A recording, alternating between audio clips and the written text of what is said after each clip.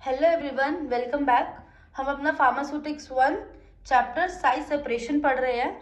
हमने last video में अपना पढ़ लिया था कि जो स्टैंडर्ड्स हैं सीव्स के वो किस तरह से होती है, सीव होती क्या है, सीव के स्टैंडर्ड्स कैसे होते हैं, कि नंबर ऑफ सीव्स क्या है, अप्रोक्सीमेट परसेंटेज सीव एरिया कैसे निकालते हैं, टॉलरेंस क्या है। आज हम स्टार्ट करेंगे सीविंग के मेथड्स क्या है, साइज सेपरेशन के मेथड्स क्या क्या लेते हैं, सॉरी सीविंग के नहीं, साइज सेपरेशन की क्या क्या मेथड है। एक मेथड है सीविंग, एक होता है साइक्लोन सेपरेटर, एक एयर सेपरेटर, एक एल्यूट्रिएशन मेथड। तो हम सीविंग से स्टार्ट करते हैं।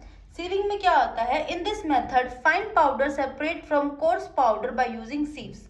इस मेथड में क्या होता है, जो हमारे फाइन पाउडर्स होते हैं वो सेपरेट कर दिए जाते हैं कोर्स पाउडर से। जैसे फॉर एग्जांपल हमने साइज रिडक्शन किया है, हमको एक साथ बहुत तरह तरह के पार्टिकल्स मिले हैं, तो हम क्या करते हैं, अब हम सबको एक साथ तो रख नहीं सकते, हमें डिफरेंट डिफरेंट भी करना होता है ना। कोर्स अलग करना है, फाइन अलग करना है, वेरी फाइन अलग करना है। तो हम क्या करेंगे, उनको जो हमारी सीव है उसमें से पास ऑन कर देंगे।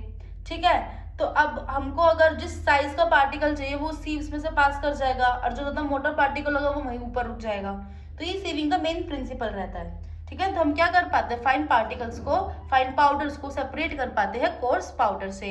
The degree of fineness of powder is known with the help of sieve through which powder pass. जो डिग्री ऑफ फाइननेस है ना, डिग्री ऑफ फाइननेस की मतलब पाउडर कितना ज्यादा फाइन है, वो हम कैसे कह पा रहे हैं, with the help of sieves. Sieve की हेल्प से ही हम कह पा रहे हैं कि कोई भी हमारा पार्टिकल है कितना फाइन है वो। ठीक है, through which powder pass, like अब जिस भी सीव से वो पाउडर पास कर गया मतलब उसको इतनी फाइननेस तो है, क्योंकि हमने हमने किया क्या है, हमने तो सिर्फ साइज रिडक्शन किया है। सीव को बनाने में हमने अपनी फाइननेस लगाई है, सीव के अंदर हमने अपना एरिया सेट किया है ना, हॉरिजॉन्टल वायर्स को, ट्रांसवर्स वायर्स को हमने फिट करके उसका एरिया सेट किया है। तो हमने उसको जो फाइन वाला एरिया था, बहुत छोटा एरिया था, वहां से हमने किसी पाउडर को पास किया है, और वो जब वो पाउडर उस एरिया में से पास हो गया तो हम क्या कह रहे हैं, तो हमारा मतलब डिग्री बता दी कितना ज्यादा फाइन है ये पाउडर, क्योंकि उसने इस नंबर की सीव को पास किया है। ठीक है, sieve number in order to distinguish them from each other. तो सीव के नंबर्स दिए गए हैं ताकि एक दूसरे में फर्क कर सके, वरना अदरवाइज ना आपके सामने सीव रख दी जाएगी इतने टाइप्स की, पहचानोगे कैसे कौन सी क्या है। और बहुतों की कोई कोई तो देख के भी पहचान नहीं जाती क्योंकि उनके एरिया समझ जाता है, लेकिन कोई कोई इतनी इतनी पास उनका सीव नंबर होता है, आप देख के पहचान नहीं पाओगे इनमें से मतलब सीव नंबर बड़ा कौन सा छोटा कौन सा। सो उनको नंबरिंग कर रखी है जिसकी वजह से उनको इजीली हम डिस्टिंग्विश कर सकते हैं। Sieve are arranged in descending orders. Sieves को हम डिसेंडिंग ऑर्डर्स में अरेंज करते हैं, मतलब बड़े से छोटा। ठीक है, such that sieve of large size, ये मैं आपको पहले भी बता चुकी हूँ, sieve of large size is at the top and smallest at the bottom. ठीक है, अब बात क्या है, पहली जो सीव है जिनका साइज क्या है, लार्ज है, तो उनका सीव नंबर छोटा होता है। समझ रहे हो आपको, जैसे कि लार्ज साइज का क्या मतलब, ऐसी सीव जिसमें से ना बड़े बड़े पार्टिकल पास ऑन हो सकते हैं। ठीक है, जो बड़े बड़े पार्टिकल पास ऑन कर सकती है अपने पास से, उसका सीव नंबर होगा छोटा। ठीक है, जैसे कि सीव नंबर 10 है, अपने अंदर से बड़े बड़े पार्टिकल्स को पास कर देगी, कोर्स पाउडर को पास करती है। लेकिन सीव नंबर जिसका ज्यादा हो जाएगा, लाइक 85, सीव नंबर 100, सीव नंबर 120, वो बहुत छोटे पार्टिकल्स को पास करती है। और अब जब हम सीविंग करते हैं तो जो हमारा अपैरेटस होता है ना, उसके अंदर हम जो उसकी शेकिंग करते हैं, तो हम उसमें भी कैसे सेट करते हैं, हम डिसेंडिंग ऑर्डर में सेट करते हैं। जो सबसे ऊपर हम लगाएंगे ना टॉप पे, ऐसी वाली सीव लगाएंगे जिसमें से ज्यादा पार्टिकल पास कर जाए, तो इसलिए उसका साइज हमें कैसा रखना पड़ता है, टॉप वाले का लार्ज साइज रखना पड़ता है, नीचे वाले का थोड़ा छोटा और छोटा और छोटा। तो सबसे नीचे हमारा सबसे छोटे वाला स्मॉलेस्ट आता है बॉटम में। जो स्मॉलेस्ट सीव रहती है ना, सीव का एरिया रहता है, साइज रहता है, सबसे नीचे आता है।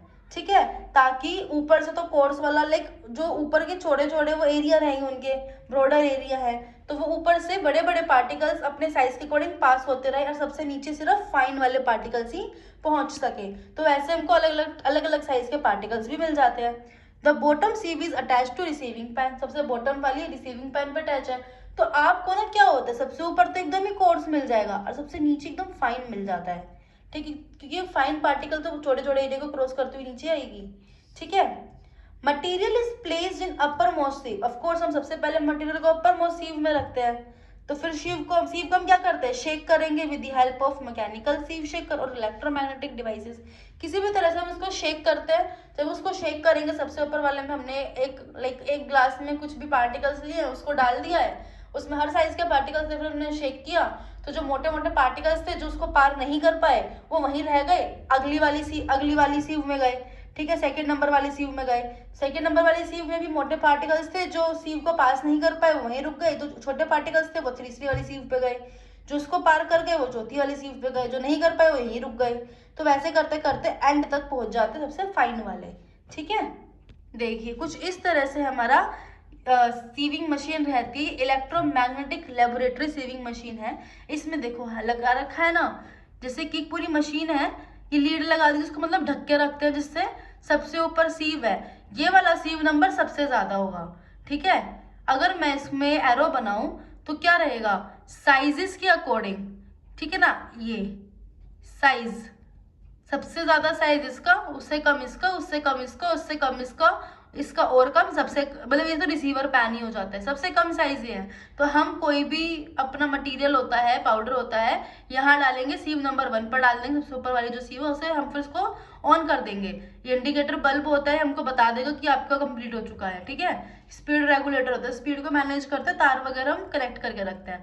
तो ये शेक करता है। ठीक है, शेक करते करते फिर एक हमारा यहाँ पे इंडिकेटर ऑन हो जाता है कि आपका हो चुका है। तो हम अपनी सीव्स को निकालते हैं ना, जैसे अलग अलग सीव में अलग अलग साइज के हमको मिल जाते हैं। देखो जैसे कि हम आटा छानते हैं, आटा जब हम छानते हैं तो जो वो ब्राउन ब्राउन रहता है ना, वो छन्नी के ऊपर रह जाता है। क्यों रह जाता है, क्योंकि उसका साइज ज्यादा है जो हमारी छन्नी का साइज है ना, छन्नी का साइज बना आटे के अकॉर्डिंग में। तो जो ब्राउन वाला पार्टिकल होता है ना, वो छन्नी को पास ऑन ही नहीं हो पाता क्योंकि उसका साइज बड़ा है। सेम प्रिंसिपल इसमें भी लगता है, जो ये वाला साइज हमने सीव का लिया है ना, और जो उसके अंदर पार्टिकल है जो रुक जाएगा उसका साइज बड़ा है, तो वैसे सेकंड वाली के साथ में भी होता है, ऐसे पूरी सबके साथ होता रहता है। और हमको अलग अलग टाइप के साइजेस वाले पाउडर मिल जाते हैं। फिर हमने मतलब क्या किया था, हमने पाउडर तो एक ही चीज का बनाया था, लेकिन हमको साइज अलग अलग मिल गया पाउडर का। और हमको ये भी पता है हमारी जो मेडिकामेंट की प्रिपरेशन होती है, डिफरेंट डिफरेंट प्रिपरेशन के लिए हमको क्या चाहिए होता है, डिफरेंट डिफरेंट पार्टिकल का साइज चाहिए होता है। तो उसी के अकॉर्डिंग हम यहाँ भी यूज कर लेते हैं। ठीक, अब इसमें ना वर्किंग जो रहती है अपनी सीविंग मशीन की, उसमें क्या रहता है, जो वर्किंग है मैकेनिकल सीविंग डिवाइस का, वो 3 मेथड के ऊपर बेसिकली बेस्ड होता है, एगिटेशन, ब्रशिंग एंड सेंट्रीफ्यूगल। इनके बारे में डिटेल में पढ़ते हैं। एगिटेशन में क्या आता है, सीव में be agitate in a number of different ways. देखो एगिटेशन का मतलब क्या होता है, लाइक सपोज करो ये मेरी सीव है, इसको मैं ऐसे ऐसे कर रही हूँ, है ना, वो जो ये वाली चीज होती है उसको बोलते हैं एगिटेशन। ठीक, तो इसमें क्या करते हैं हम, सीव में भी एगिटेटेड इन नंबर ऑफ डिफरेंट वेज, अलग अलग तरह से हम इसको एगिटेट कर सकते हैं। फर्स्ट इज ऑसिलेशन, ऑसिलेशन करा के, ऑसिलेशन आपको पता है, ऑसिलेशन से पेंडुलम की होती है ऐसे ऐसे ऐसे ऐसे, ये हमारी ऑसिलेशन है, एक बार इस डायरेक्शन में एक बार इस डायरेक्शन में। ठीक है, the sieve is mounted in a frame, sieve को एक फ्रेम में माउंट कर दिया जाता है, that oscillate back and forth, जो आगे और पीछे की तरफ ऑसिलेट करता रहता है। हम नॉर्मली भी जो घर में छानते हैं ना कुछ, तो हम क्या करते हैं, ये तो मेथड यूज करते हैं, हम ये तो करते हैं आगे पीछे, लाइक दिस, है ना, तो ये इसका बैक एंड फोर्थ रहता है। यही ऑसिलेशन का तो रूल है, एक बार अपनी मीन पोजीशन से इधर जाना है, एक बार मीन पोजीशन से इधर जाना है। ठीक है, तो यही हमारा ऑसिलेशन वाला मेथड है। इट इज सिंपल मेथड, सबसे ज्यादा सिंपल मेथड है। ठीक है, second method is vibration. Vibration से कैसे होता है, sieve vibrate at high speed by means of electric device. जैसे वही जो हमारा ऑसिलेशन हो रहा था उसी को लाइक तेज तेज हो रहा है तो वो वाइब्रेट हो गया, तो वाइब्रेट होकर उसकी स्पीड क्या हो गई, ज्यादा हो गई। अरे इलेक्ट्रिक डिवाइसेस में पाया जाता है। The rapid vibration is imparted to the particle on the sieve. ठीक है, जो रैपिडली वाइब्रेशन होती है तो वो सीव के जो पार्टिकल्स होते हैं जल्दी जल्दी उनको कर देती है, फिनिश अलग अलग साइज सेपरेट कर देती है। Third is gyration. गायरेशन से कैसे होता है, in this system sieve is on rubber mounting, जो सीव है वो रबर की माउंटिंग से होती है, और connect to the electric flywheel, एक इलेक्ट्रिक फ्लाई व्हील होता है उससे कनेक्टेड रहती है। This give rotatory movement.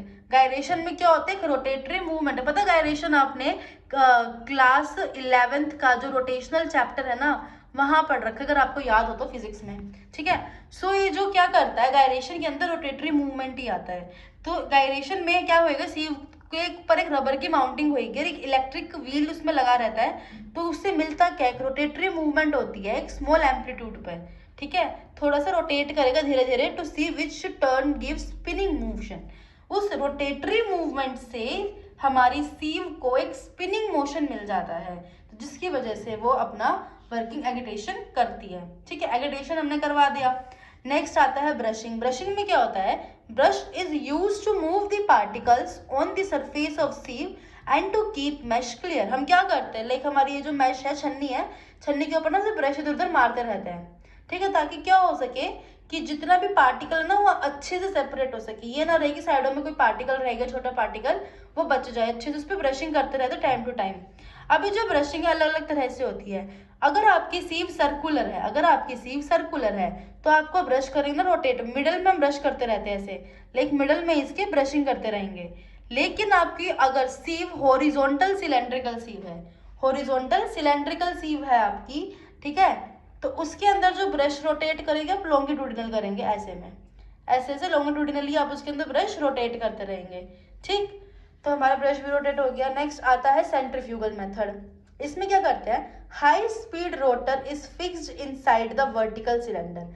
इसमें हम कैसे कर सकते हैं, एक वर्टिकल सिलेंडर जो वाली जो सीव रहती है उसके अंदर हम एक तरह का रोटर फिक्स करते हैं जो बहुत स्पीड में चलता है। So rotation of rotor the particles are thrown outward by centrifugal force. यहाँ पे सेंट्रीफ्यूगल फोर्स लगता है, पूरा का पूरा सेंट्रीफ्यूगल फोर्स लगता है इस तरह से, सर्कल में लगता है सेंट्रीफ्यूगल फोर्स, है ना।